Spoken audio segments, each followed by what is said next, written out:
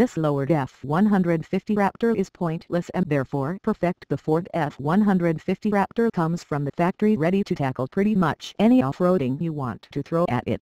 You might think lowering it, and thus rendering it next to useless off-road, is dumb, but you're wrong. We think the lowered Raptor, like this one from Japanese bodykit company Rocket Bunny, is just about perfect. See, here's the thing about the Raptor: a good amount of people who buy these things probably never even come close to using them to their potential. That's not true of all Raptor owners, but it seems to be the case for many.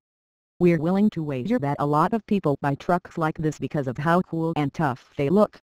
So, if you're not planning on taking your Raptor off-road, why not lower it?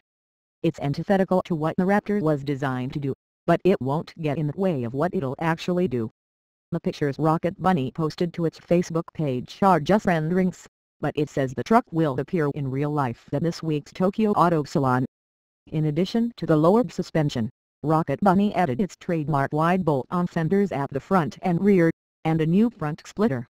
Any other information on this Rocket Bunny's modifications are, unfortunately, slim, so we'll have to look out for more once the auto salon begins.